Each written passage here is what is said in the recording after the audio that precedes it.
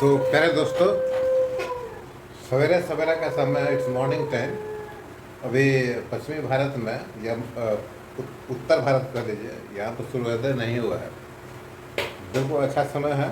सभी जीव जंतु निंद्रा से उठने लगे हैं। ठीक है, तो ये तो हो गया सिचुएशन।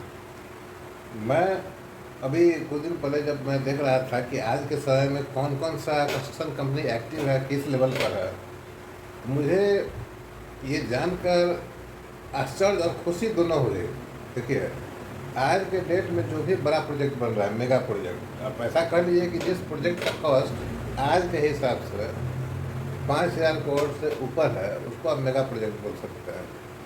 तो उस प्रोजेक्ट में जो कंपनी काम कर रही है, कंस्ट्रक्शन ईपीसी या पीएमसी, उसमें मेरे सामने में 3 ही कंपनी आया है।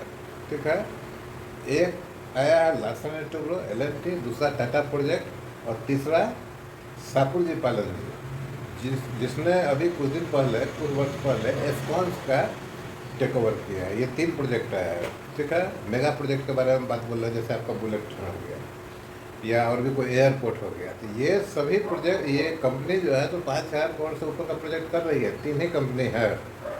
ठीक है, अब बाकी क्या कंपनी, तो आप ये समझ लीजिए कि आज से 15 बरस पहले, रख लीजिए 15 बरस पहले, जो पोजीशन लार्सन टुब्रो का था,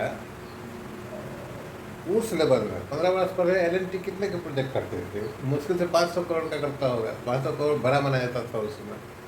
तो आज के डेट में 500 करोड़ का काम करने वाला कंपनी हज़ारों में है, सैकड़ों में तो नहीं होगा, लेकिन हज़ारों में है। ठीक है, तो बहुत सारी कंपनियां हैं। ठीक है, मेगा प्रोजेक्ट जो 15 साल पहले 500 करोड़ की जो काम होता था उस समय, उसको करने के लिए भी लिमिटेड कंपनी था। उसमें भी LNT इन्वेस्ट करता था। टाटा पावर में वो कैपेसिटी नहीं था टाटा प्रोजेक्ट में। ठीक है, टाटा प्रोजेक्ट हाल फिलहाल बहुत तेज़ी से ग्रो किया है। अपने साथ साथ PMC, टाटा कंपनी क्या किया, 3 ऐसा इंफ्रास्ट्रक्चर डेवलप, PMC डेवलप कर लिया है, टाटा का PMC, टाटा का TCE है, कंसल्टेंसी कर लिया, और टाटा प्रोजेक्ट जो एजुकेशन में है। ये आज के डेट में वो फलदायक हो गया, वो रिजल्ट देने लगा, तो बड़ा हो गया। एफकॉन्स जो पहले ब्रिज और रोड में बहुत फेमस था, उसको जब से ये सापुरजी पालन जी साइरस मिस्त्री का, जिसका केन टायरो बनता है, जब से इन्होंने उसको टेक ओवर किया है, तो कंस्ट्रक्शन फील्ड में ये भी आ गया।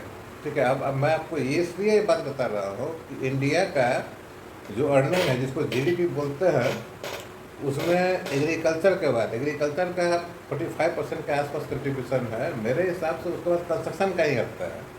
ठीक है, कंस्ट्रक्शन से का GDP काफ़ी अच्छा खर्चा है। अब कुछ दिन में हो सकता है कि एक्सपोर्ट इम्पोर्ट का भी आ जाए। तो कहने का मतलब ये है कि अभी जो आप लोग, मेरा तो 55 के आसपास हो गया है ना, रिटायर होता है 60 बरस में, 65 बरस में, 58 ईयर्स में, वो अलग चीज़ है। मेरे कहने का मतलब ये है कि जो करियर, जिस करियर को लेकर आप चल रहे हैं, आपका एज ग्रुप, आपका करियर स्टार्ट हुआ हो या स्टार्ट होने वाला हो या मिड लेवल में हो, 30-35 वर्ष का उम्र हो या 40 वर्ष का भी एज हो, 10-15 वर्ष का एक्सपीरियंस या 5 वर्ष का एक्सपीरियंस, तो इस समय आपको आपके सामने में 15-20 वर्ष का लाइफ स्पैन है करियर का। तो कंपनी का सिलेक्शन अच्छा से करेंगे। ठीक है, कंपनी को सिलेक्ट करेंगे, कंपनी को टारगेट करेंगे, और उसके अनुसार आपको अपना एक्सपीरियंस को एक्यूमुलेट करना है। एक्सपीरियंस, जैसे आपको आपका भविष्य अच्छा हो, इसके लिए आप बैंक में पैसा जमा करते हैं, FD जमा करते हैं, जल्दी से जल्दी जमा करना चाहते हैं, मैक्सिमम सेविंग करते हैं। वैसे ही आपका करियर अच्छा हो, वो जैसा भविष्य के बारे में सोच रहे हैं, आपका करियर अच्छा हो, इसके लिए ज़रूरी है कि आपका फिक्स डिपॉजिट, ठीक है, आपका इन्वेस्टमेंट, ये सब अच्छा होना चाहिए। किस चीज़ में? आपका अनुभव में। तो आपका कंपनी का सिलेक्शन अच्छा ऐसा होना चाहिए कि आपका अनुभव जो है तो बहुत फ्रूटफुल हो। मतलब अगर आप टेक्निकल फील्ड में हैं, इंजीनियर है, डॉक्टर है, साइंटिस्ट, जो भी चीज़ है, तो आप टारगेट कर रहे हैं किसी बड़ा कंपनी का, किसी कारणवश कॉलेज से सिलेक्शन नहीं हो पाया, ठीक है, किसी कारणवश 1-2 इंटरव्यू हुआ, छट गए, लेकिन आपको अंदाज़ा हो गया कि उस कंपनी को क्या चाहिए, किस लेवल का एक्सपर्टाइज चाहिए, कितना बुद्धि वाला धन चाहिए, अनुभव वाला धन चाहिए। तो इसके लिए आपको ऐसा कंपनी को टारगेट करना पड़ेगा जहाँ से आपको थोड़ा थोड़ा करके अच्छा और बहुत गुण वाला अनुभव मिले, ताकि उस अनुभव के सहारे उस टारगेट में पहुँच जाए। ठीक है, कोशिश लगातार करते रहना है। ठीक है, जैसे आज के डेट में म्यूचुअल फंड में सिप बोलता है, सिप सिस्टमेटिक इन्वेस्टमेंट प्लान। ठीक है, तो सिप में थोड़ा थोड़ा पैसा डालते रहना है। अपना दिमाग और बुद्धि का जो बैंक है उसमें थोड़ा थोड़ा पैसा डालते रहना है। पढ़ाई करते रहना है। ठीक है, पढ़ाई कीजिए, चाहे आप डिजिटल पढ़ाई कीजिए, चाहे हार्ड कॉपी में पढ़िए, पढ़ाई करते रहिए। जो भी चीज़ मिलता है आपके फील्ड से रिलेटेड उसको नोट करते रहिए, उसको देखते रहिए कि इससे आपको क्या नॉलेज होता है। ठीक है, और एक बार दो बार देख लेंगे तो या मेरे हिसाब से वो आपको ज़िंदगी भर याद रहेगा, 90% चांस है। लेकिन अगर उस चीज़ को पढ़ने और देखने के बाद अगर उसको एग्जीक्यूट करने का भी आपको मौका मिलता है तो कभी आप नहीं भूलेंगे। जैसे मैं ये एक बार एग्जाम्पल बोल रहा हूँ। ठीक है, जैसे अगर आप इंजीनियर हैं तो सिविल इंजीनियर, क्योंकि मैं भी सिविल इंजीनियर की बात कर रहा हूँ, अगर आपने 30 साल 35 साल का लाइफ स्पैन दिए कंस्ट्रक्शन में बिताया और आपने कभी न्यूमेटिक फाइल ड्राइविंग किया है, आपके अंडर में प्रोजेक्ट हुआ फाइलिंग का, जो सिंपलेक्स फाइल इंफ्रास्ट्रक्चर एक ज़माने में करते थे, आपने उसको करवाया है, बिल्कुल स्पेसिफिक जॉब है। अब वो जो आपने वो एक्टिविटी करवाया है तो आप कभी भूलेंगे ही नहीं। ठीक है, बाद में कभी भी आएगा 20 साल 25 साल के बाद सिमिलर प्रोजेक्ट आ गया तो आप थोड़ा सा कंसंट्रेशन करने के बाद पूरा डाटा आपके पास आ जाएगा, सिर्फ दिमाग से आ सकता है। उसी तरह और भी चीज़ है, जैसे मान लीजिए कि विंड शील्ड जिसको आप चिमनी बोलते हैं, उसको आपने बनवाया है, स्लीप असेंबल करवाया है, जैक लगवाया है, स्केल लगवाया है, प्लेटफॉर्म बॉटम प्लेटफॉर्म लगाया, उसके बाद से सभी असेंबली किया, स्लीपिंग किया, डिसमेंटल किया है, तो आप कैसे भूलेंगे, नहीं पूछ सकता है।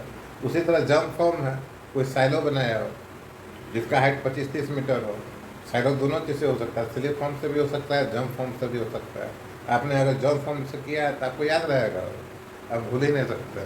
ठीक है, आपने अगर टीजी डेक बनवाया है टरबाइन का, आपने अगर बॉल मिल फाउंडेशन बनवाया, ऐसा स्पेसिफिक जॉब है कि एक बार बनवा दिया है, लाइफ स्पैन में अगर एक ही बार आपको मौका मिला, 20 साल 25 साल पहले बनवाया है ना, उस वो काम ऐसा होता है कि आप भूलेंगे नहीं। तो ये टेक्निकल बात हो गया। दूसरा क्या है कि ग्रोथ के लिए, ठीक है, अगर आपको ग्रोथ लेना है तो बिल्कुल फोकस्ड होना पड़ेगा। फोकस होने का मतलब ये नहीं है कि आप पूरा परिवार और फैमिली को छोड़ के काम में लग जाइए। बैलेंस जब फैमिली है, बाल बच्चे हैं, तो उसका जिम्मेवारी है। ठीक है, ग्रोथ के लिए फोकस का बहुत जरूरी है। तब एक समय के बाद सिर्फ आपका ग्रोथ मायने नहीं रखता है, आपका परिवार का ग्रोथ, आपके बच्चों का ग्रोथ, ये बहुत ही इम्पोर्टेंट है। बच्चों का ग्रोथ कैसे होगा?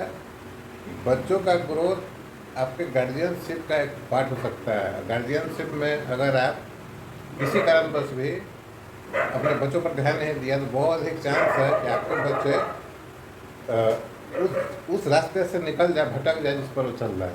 ठीक है, तो इसको कैसे मेंटेन कर सकते हैं? ठीक है, इस चीज़ को मेंटेन करने के लिए आपको परिवार के अंदर में जो आपका सबसे छोटा इकाई होता है उसमें वैल्यू क्रिएट करना पड़ेगा। आपको जो वाणी होता है, आप टेलीविज़न पे क्या देखते हैं, क्या न्यूज़पेपर पढ़ते हैं, अपने दोस्तों से क्या बात करते हैं, परिवार में क्या बात होता है, दूसरे के बारे में क्या बात होता है, घर में